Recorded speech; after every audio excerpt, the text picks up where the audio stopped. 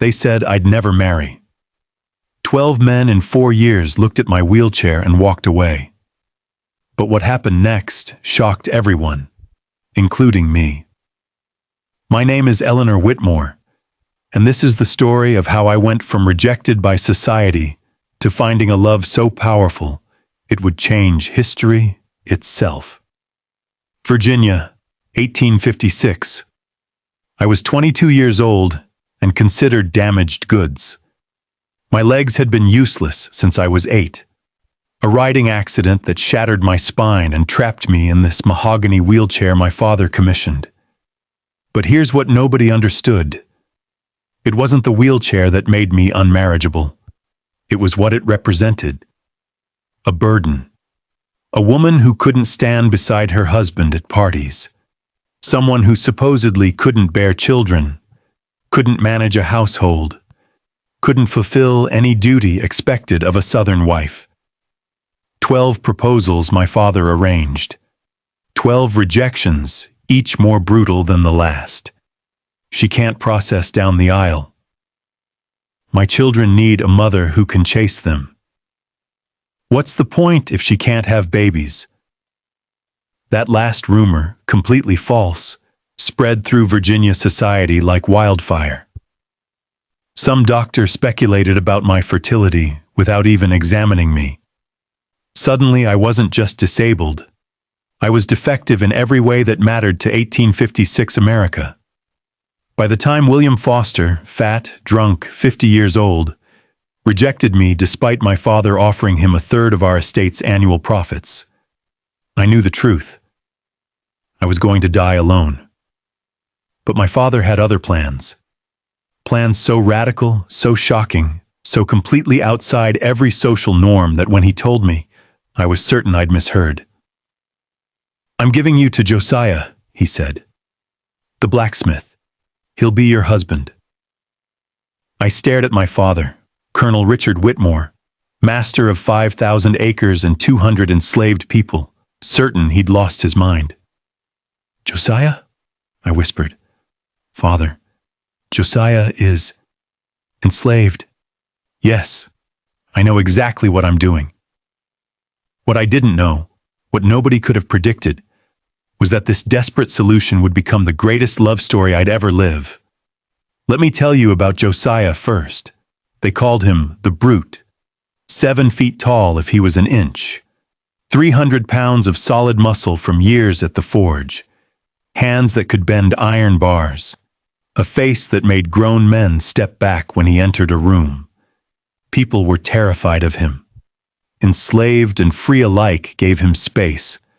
White visitors to our plantation would stare and whisper, "Did you see the size of that one? Whitmore's got himself a monster in the smithy." But here's what nobody knew. Here's what I was about to discover. Josiah was the gentlest man I'd ever meet. My father called me to his study in March of 1856, 1 month after Foster's rejection. 1 month after I'd stopped believing I'd ever be anything but alone. "No white man will marry you," he said bluntly. "That's the reality. But you need protection. When I die, this estate goes to your cousin Robert.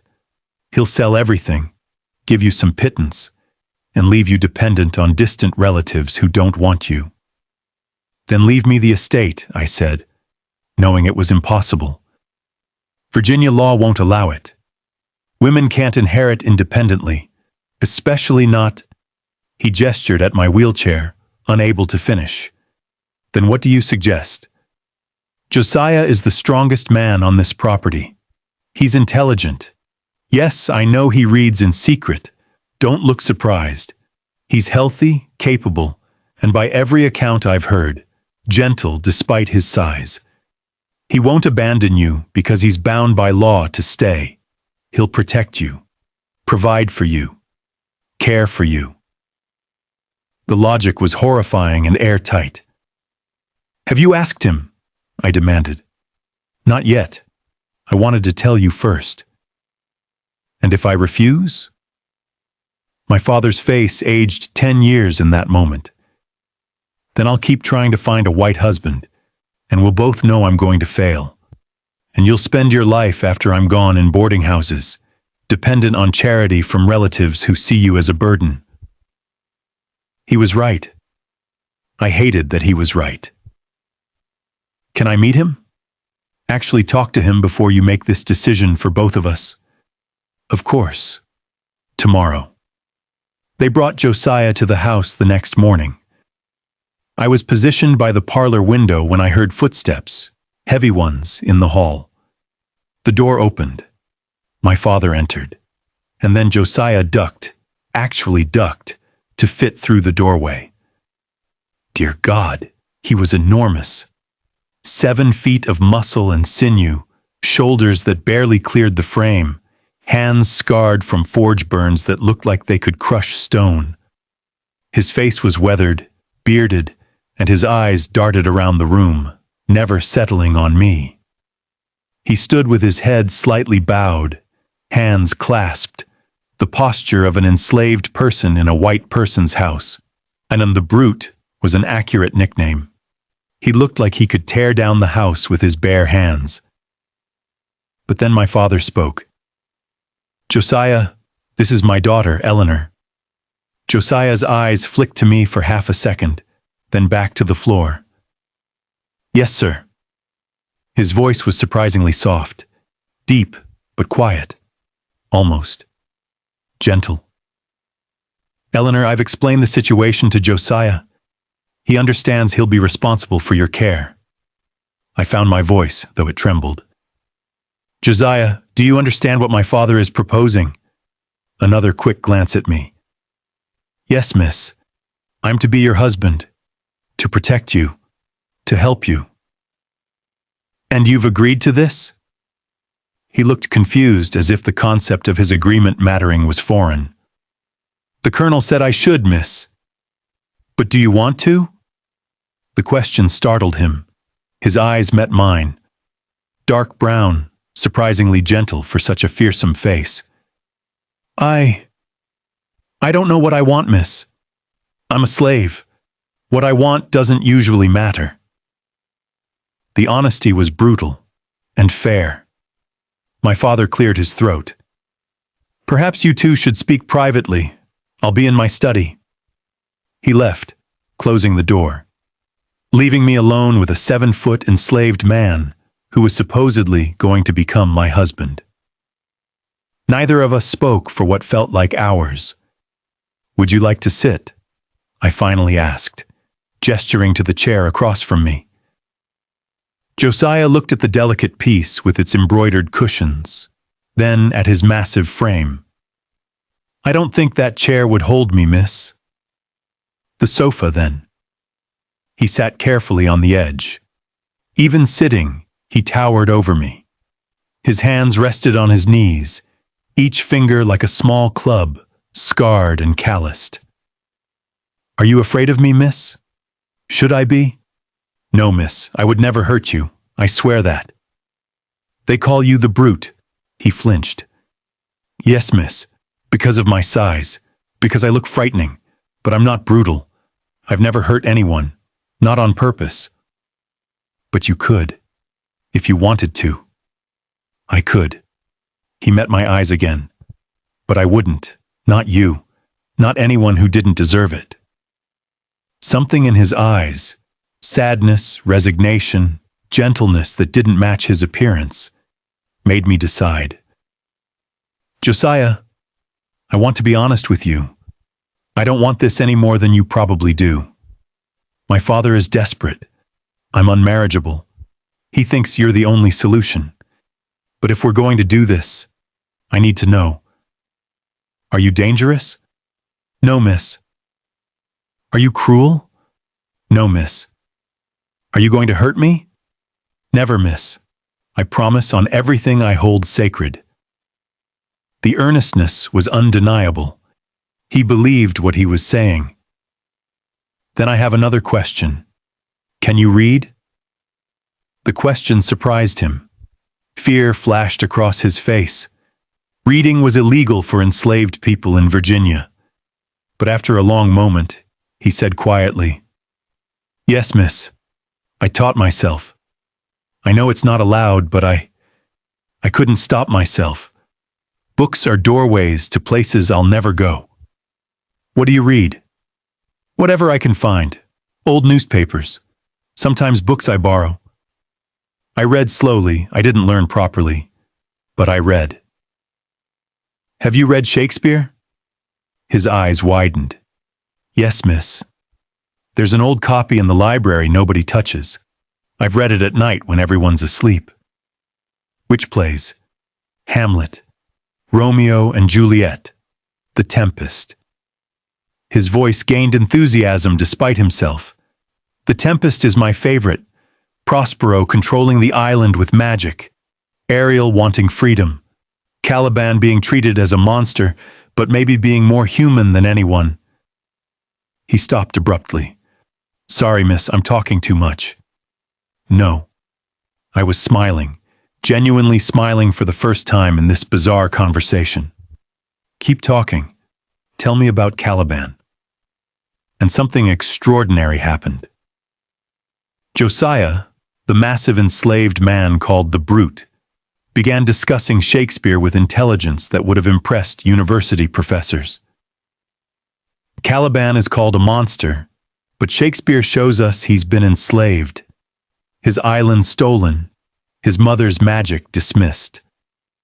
Prospero calls him savage, but Prospero came to the island and claimed ownership of everything, including Caliban himself. So who's really the monster? You see Caliban as sympathetic. I see Caliban as human, treated as less than human, but human nonetheless. He trailed off. Like enslaved people, I finished. Yes, miss. We talked for 2 hours. About Shakespeare, about books, about philosophy and ideas. Josiah was self-educated, his knowledge patchy, but his mind was sharp, his hunger for knowledge obvious. And as we talked, my fear dissolved. This man wasn't a brute. He was intelligent, gentle, thoughtful, trapped in a body society looked at and saw only a monster. Josiah, I finally said, if we do this, I want you to know something. I don't think you're a brute. I don't think you're a monster. I think you're a person forced into an impossible situation. Just like me. His eyes suddenly welled with tears. Thank you, miss. Call me Eleanor. When we're alone, call me Eleanor. I shouldn't, miss. That wouldn't be proper. Nothing about this situation is proper. If we're going to be husband and wife, or whatever this arrangement is, you should use my name. He nodded slowly. Eleanor. My name in his deep, gentle voice sounded like music. Then you should know something too.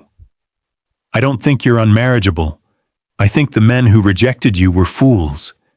Any man who can't see past a wheelchair to the person inside doesn't deserve you. It was the kindest thing anyone had said to me in 4 years. Will you do this? I asked. Will you agree to my father's plan? Yes. No hesitation. I'll protect you. I'll care for you. And I'll try to be worthy of you. And I'll try to make this bearable for both of us. We sealed the agreement with a handshake, his enormous hand swallowing mine, warm and surprisingly gentle. My father's radical solution suddenly seemed less impossible. But what happened next? What I discovered about Josiah in the months that followed. That's when this story becomes something nobody could have predicted. The arrangement began formally on April 1st, 1856. My father held a small ceremony, not a legal wedding since enslaved people couldn't marry, and certainly not one white society would recognize. But he gathered the household staff, read Bible verses, and announced that Josiah was now responsible for my care. He speaks with my authority regarding Eleanor's welfare, my father told everyone assembled. Treat him with the respect that position deserves.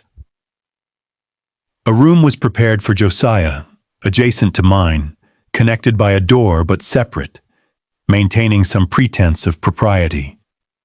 He moved his few belongings from the slave quarters, some clothes, a few secretly accumulated books, tools from the forge. The first weeks were awkward, strangers trying to navigate an impossible situation. I was used to female servants. He was used to heavy labor. Now he was responsible for intimate tasks, helping me dress, carrying me when the wheelchair wouldn't work, assisting with needs I'd never imagined discussing with a man. But Josiah approached everything with extraordinary gentleness. When he needed to carry me, he asked permission first. When helping me dress, he averted his eyes whenever possible. When I needed assistance with private matters, he maintained my dignity even when the situation was inherently undignified. "I know this is uncomfortable," I told him one morning. "I know you didn't choose this. Neither did you." He was reorganizing my bookshelf. I'd mentioned wanting it alphabetical, and he'd taken it upon himself as a project. "But we're making it work." "Are we?" He looked at me, his enormous frame somehow non-threatening as he knelt beside the shelf. "Eleanor, I've been enslaved my whole life. I've done back-breaking labor in heat that would kill most men. I've been whipped for mistakes, sold away from family, treated like an ox with a voice." He gestured around the comfortable room. "This, living here, caring for someone who treats me like a human being, having access to books and conversation, this is not hardship." "But you're still enslaved." "Yes, but I'd rather be enslaved here with you than free but alone somewhere else." He returned to the books. "Is that wrong to say?" "I don't think so. I think it's honest." But here's what I didn't tell him, what I couldn't yet admit to myself. I was starting to feel something impossible, something dangerous. By the end of April, we'd settled into a routine. Mornings, Josiah helped with my preparations, then carried me to breakfast. Afterward, he returned to the forge while I worked on household accounts. Afternoons, he'd come back and we'd spend time together. Sometimes I'd watch him work, fascinated by how he transformed iron into useful objects. Sometimes he'd read to me, his reading improving dramatically with access to my father's library and my tutoring. Evenings we'd talk about everything, about his childhood on a different plantation, about his mother who'd been sold away when he was 10, about dreams of freedom that seemed impossibly distant. And I'd talk about my mother who died when I was born, about the accident that paralyzed me, about feeling trapped in a body that didn't work and a society that didn't want me. We were two discarded people finding solace in each other's company. In May, something shifted. I'd been watching Josiah work at the forge, heating iron until it glowed orange, then hammering it into shape with precise strikes. "Do you think I could try?" I asked suddenly. He looked up, surprised. "Try what?" "The forge work, hammering something." "Eleanor, it's hot and dangerous and I've never done anything physically demanding in my life because everyone assumes I'm too fragile. But maybe with your help?" He studied me for a long moment, then nodded. "Okay. Let me set it up safely." He positioned my wheelchair close to the anvil, heated a small piece of iron until it was workable, placed it on the anvil, then handed me a lighter hammer. "Hit right there. Don't worry about strength. Just feel the metal moving." I swung. The hammer hit the iron with a weak thunk, barely made an impression. "Again. Put your shoulders into it." I swung harder. Better hit. The iron bent marginally. "Good. Again." I hammered again and again. My arms burned. My shoulders ached. Sweat poured down my face. But I was doing physical work. actually shaping metal with my own hands. When the iron cooled, Josiah held up the slightly bent piece. Your first project. It's not much. But you made it.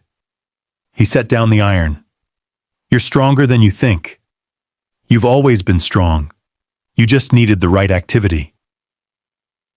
From that day forward, I spent hours at the forge. Josiah taught me the basics: how to heat metal, how to hammer, how to shape. I wasn't strong enough for heavy work, but I could make small items. Hooks, simple tools, decorative pieces. For the first time in 14 years since my accident, I felt physically capable.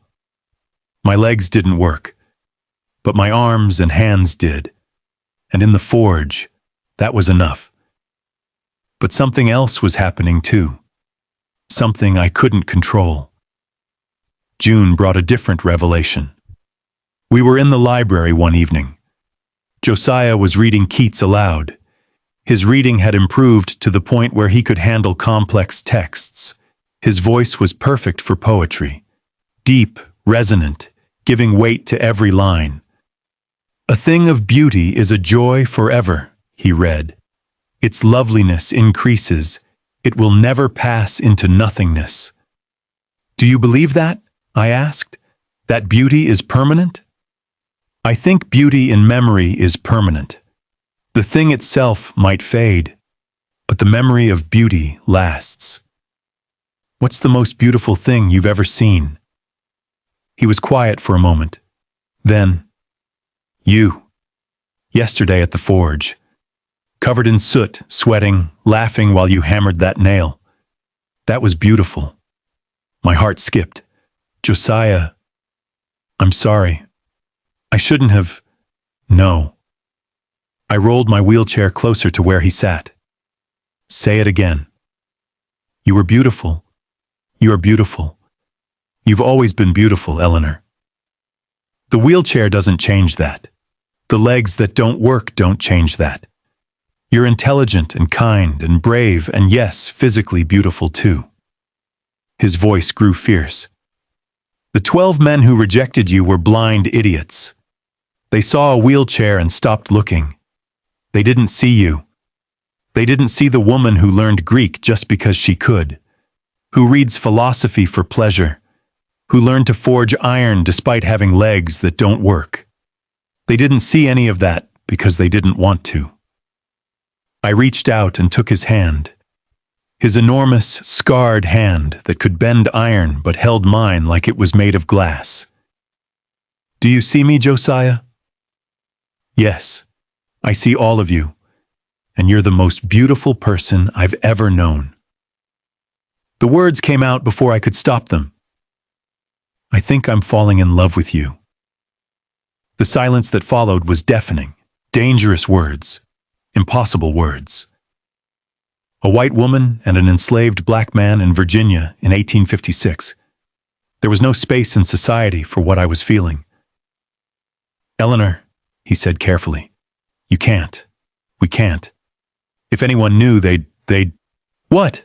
We're already living together. My father already gave me to you. What's the difference if I love you? The difference is safety. Your safety. My safety.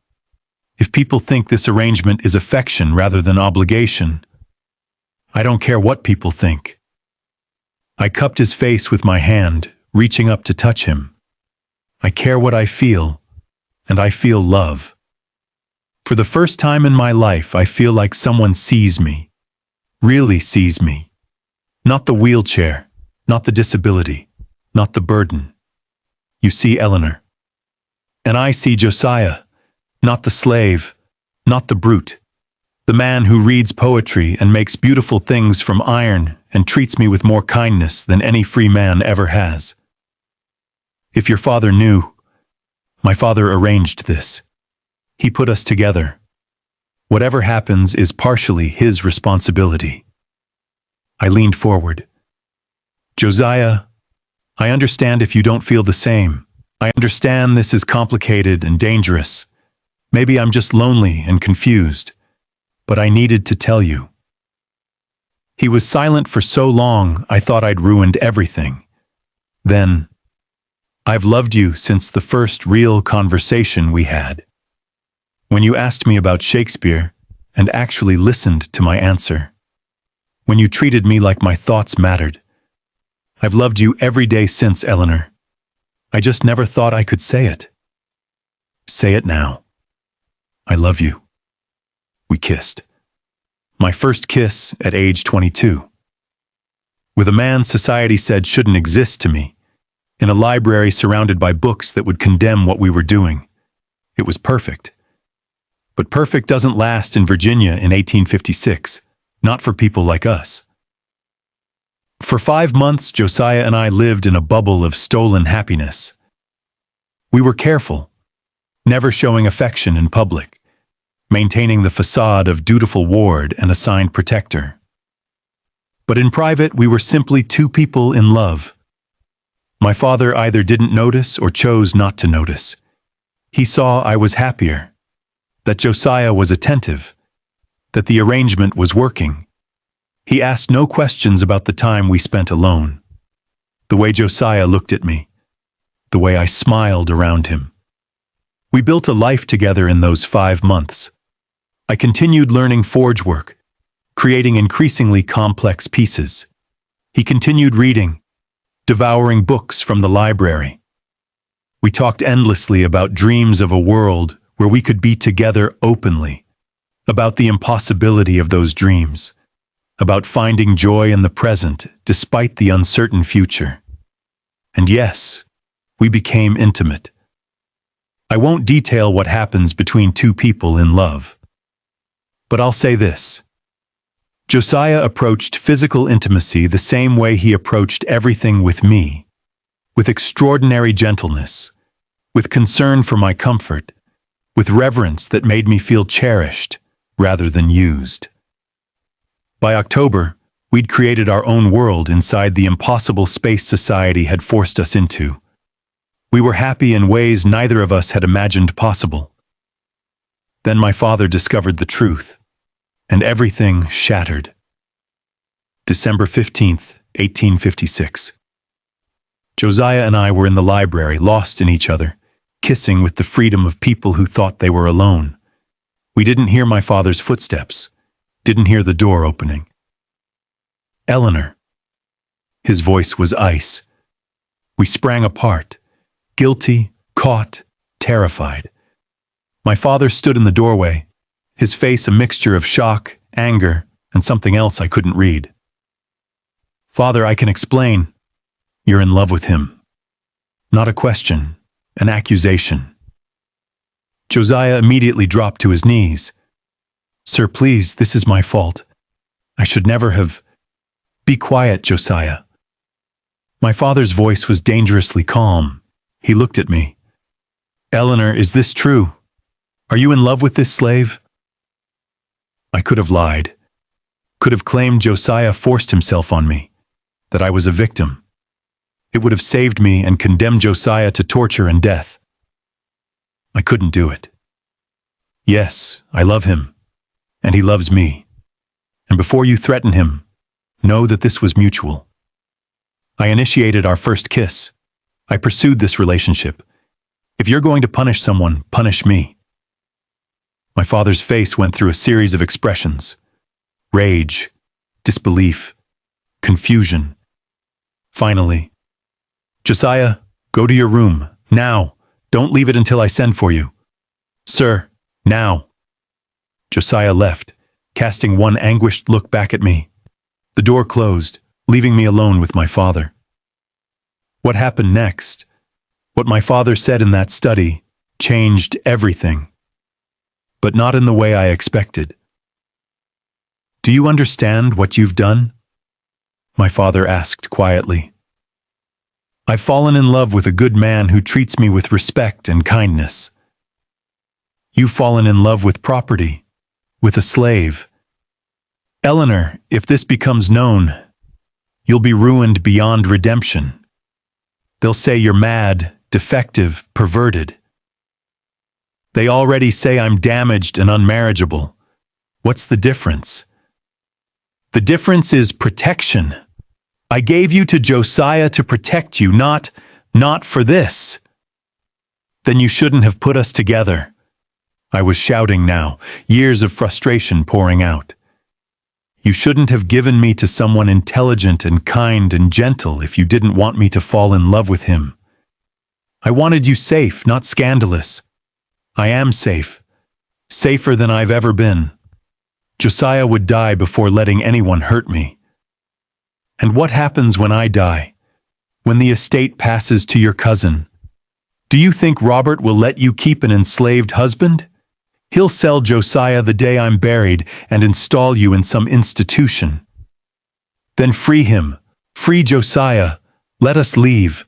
We'll go north. The north isn't some promised land, Eleanor. A white woman with a black man, former slave or not, will face prejudice everywhere. You think your life is hard now? Try living as an interracial couple. I don't care. Well, I do. I'm your father, and I've spent your entire life trying to protect you. And I will not watch you throw yourself into a situation that will destroy you. Being without Josiah will destroy me. Don't you understand? For the first time in my life, I'm happy. I'm loved. I'm valued for who I am rather than what I can't do. And you want to take that away, because society says it's wrong. My father sank into a chair, suddenly looking every one of his 56 years. What do you want me to do, Eleanor? Bless this. Accept it. I want you to understand that I love him, that he loves me, and that whatever you do, that won't change. Silence stretched between us. Outside, December wind rattled the windows. Somewhere in the house, Josiah was waiting to learn his fate. Finally, my father spoke, and what he said shocked me more than anything that had come before. I could sell him, my father said quietly. Send him to the deep south. Make sure you never see him again. My blood ran cold. Father, please, let me finish. He held up a hand. I could sell him. That would be the proper solution. Separate you. Pretend this never happened. Find you another arrangement. Please don't. But I won't. Hope flickered in my chest. Father, I won't because I've watched you these past 9 months. I've seen you smile more in 9 months with Josiah than in the previous 14 years. I've seen you become confident, capable, happy.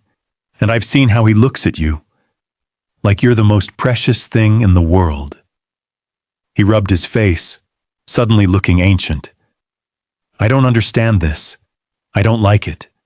It goes against everything I was raised to believe. But, he paused, but you're right. I put you together. I created this situation. Denying that you'd form a genuine bond was naive. So what are you saying? I'm saying I need time to think, to figure out a solution that doesn't end with either of you miserable or destroyed. He stood. But Eleanor, you need to understand. If this relationship continues, there's no place for it in Virginia, in the South, maybe not anywhere. Are you prepared for that reality? If it means being with Josiah, yes. He nodded slowly. Then I'll find a way.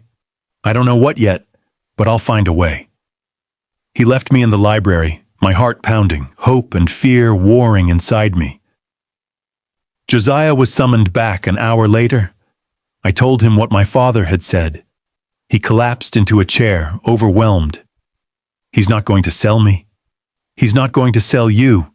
He's going to help us. Help us how? He said he'd try to find a solution.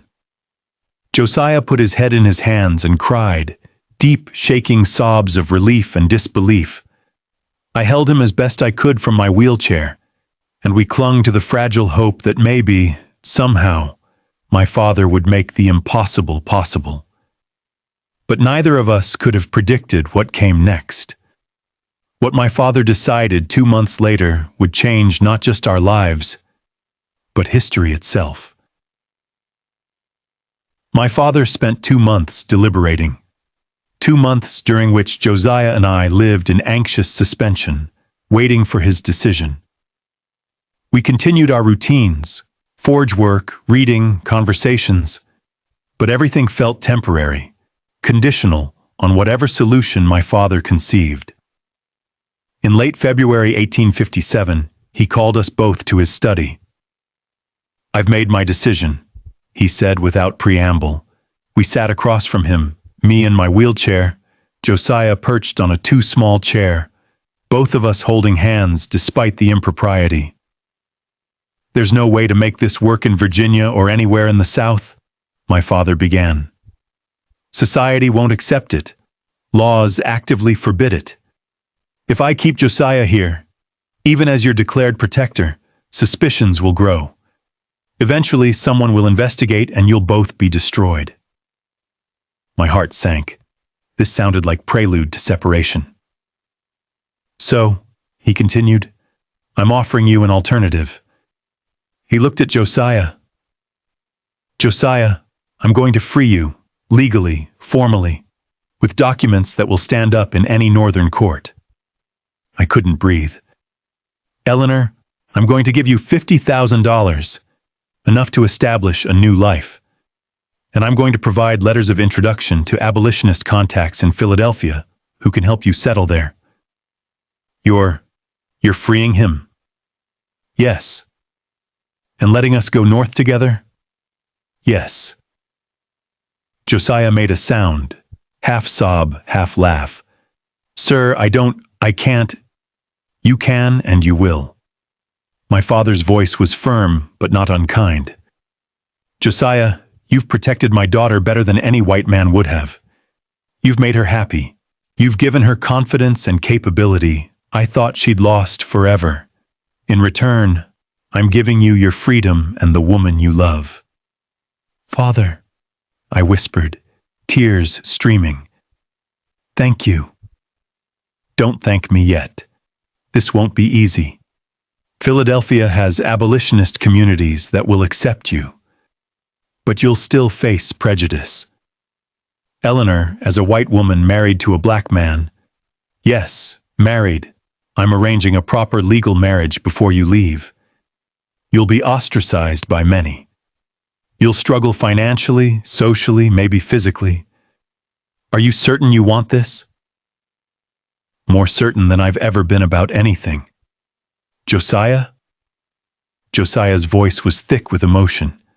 "Sir, I'll spend the rest of my life making sure Eleanor never regrets this. I'll protect her, provide for her, love her. I swear it." My father nodded. "Then we proceed." But here's what he didn't tell us, what we wouldn't discover until much later.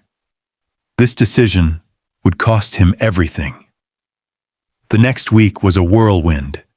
My father worked with lawyers to prepare Josiah's freedom papers, documents declaring him a free man, no longer property, able to travel without passes or permission. He arranged our marriage through a sympathetic minister in Richmond who performed the ceremony in a small church with only my father and 2 witnesses present. Josiah and I spoke vows in front of God and law. I became Eleanor Whitmore Freeman, keeping both names, honoring my father while embracing my new life. Josiah became Josiah Freeman, a free man, married to a free woman. We left Virginia on March 15, 1857 in a private carriage my father arranged. Our belongings fit in 2 trunks: clothes, books, tools from the forge, and the freedom papers Josiah carried like sacred objects. My father embraced me before we left. "Write to me," he said. "Let me know you're safe. Let me know you're happy." "I will, Father. I know I love you too, Eleanor. Now go. Build a life. Be happy." Josiah shook my father's hand. "Sir, I'll protect her." "Josiah, that's all I ask. With my life, sir." We traveled north through Virginia, Maryland, Delaware, each mile taking us further from slavery and toward freedom. Josiah kept expecting someone to stop us, to demand his papers, to challenge our marriage. But the papers were solid, and we crossed into Pennsylvania without incident. Philadelphia in 1857 was a bustling city of 300,000 people, including a large free black community in neighborhoods like Mother Bethel. The abolitionist contacts my father provided helped us find housing. A modest apartment in a neighborhood where interracial couples, while unusual, weren't unheard of. Josiah opened a blacksmith shop with money from my father's gift. His reputation grew quickly. He was skilled, reliable, and his immense size meant he could handle work other smiths couldn't. Within a year, Freeman's Forge was one of the busiest in the district. I managed the business side, keeping accounts, dealing with clients, arranging contracts. My education and my mind, which Virginia society had deemed worthless, became essential to our success.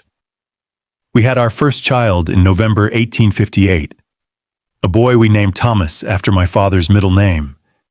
He was healthy and perfect, and watching Josiah hold our son for the first time, this gentle giant cradling a tiny baby with infinite care, I knew we'd made the right choice. But our story doesn't end there. What happened next, what we discovered about love and family and building a legacy, that's when everything became real. 4 more children followed Thomas: William in 1860, Margaret in 1863, James in 1865, Elizabeth in 1868. We raised them in freedom, taught them to be proud of both their heritages, sent them to schools that accepted black children. And my legs? In 1865, Josiah designed an orthopedic device, metal braces that attached to my legs and connected to a support around my waist. With these braces and crutches, I could stand, could walk. Awkwardly, but genuinely. For the first time since I was 8 years old, I walked. You gave me so much, I told Josiah that day, standing in our home with tears streaming down my face. You gave me love and confidence and children, and now you've literally made me walk.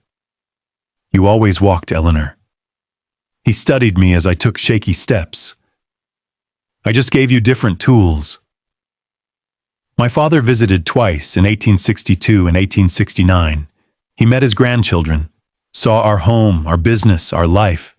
He saw that we were happy, that his radical solution had worked beyond anyone's expectations. He died in 1870, leaving his estate to my cousin Robert as Virginia law required. But he left me a letter. My dearest Eleanor, by the time you read this, I'll be gone. I want you to know, giving you to Josiah was the smartest decision I ever made. I thought I was arranging protection.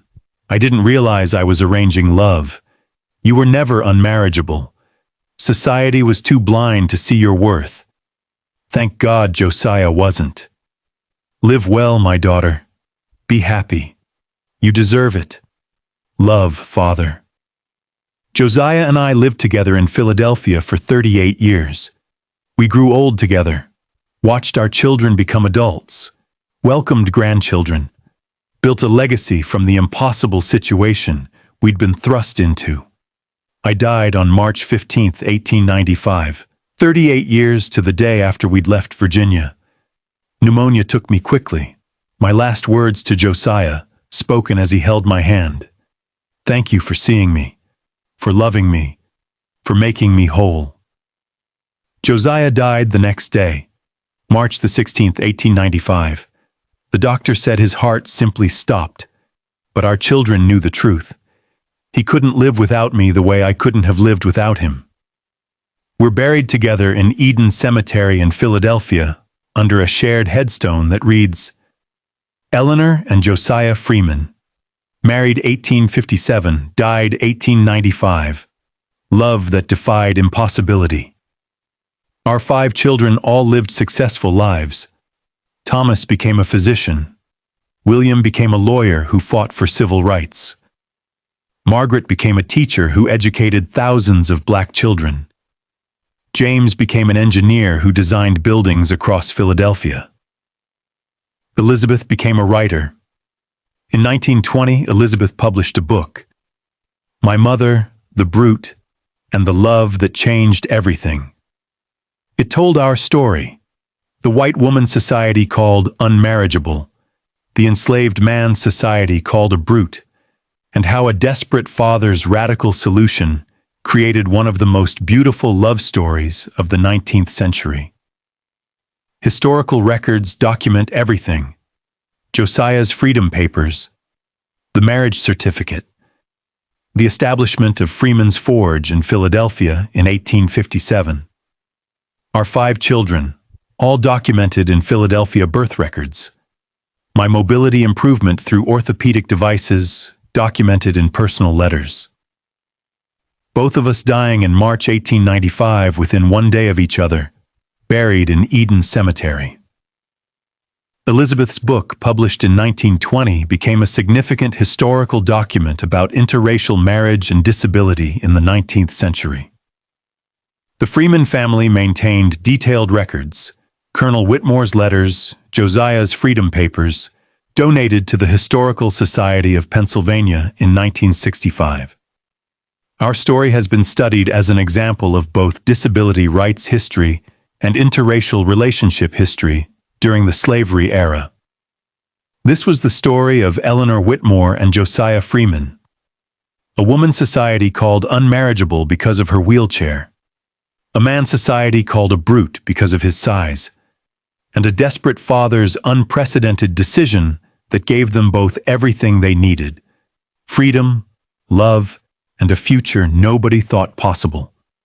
12 men rejected Eleanor before her father made the extraordinary decision to give her to an enslaved man. But beneath Josiah's intimidating exterior was a gentle, intelligent man who read Shakespeare in secret and treated Eleanor with more respect than any free man ever had.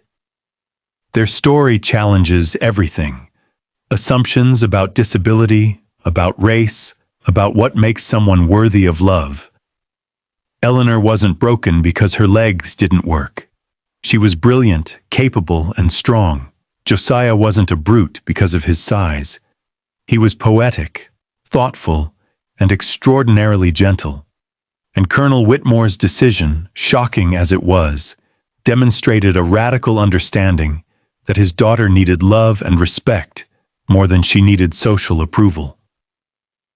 He freed Josiah, gave them money and connections, sent them north to build the life Virginia would never allow. They lived together for 38 years, raised 5 successful children, built a thriving business, and died within a day of each other because their love was so complete that neither could survive without the other. If Eleanor and Josiah's story moves you, if you believe love should transcend social barriers, if you believe people are more than society's labels, if you believe radical solutions sometimes create the most beautiful outcomes, hit that subscribe button right now. Leave a comment telling us what moves you most about their story: the father's radical decision, their unexpected love, the fact that they built a successful life despite every obstacle. Share your thoughts and help keep this powerful narrative alive. Your engagement, comments, subscriptions, shares ensures that stories like Eleanor and Josiah's aren't forgotten, that we remember the complex, beautiful, defiant histories that challenge our assumptions about the past. Subscribe now and join us in preserving these essential narratives of love against impossible odds.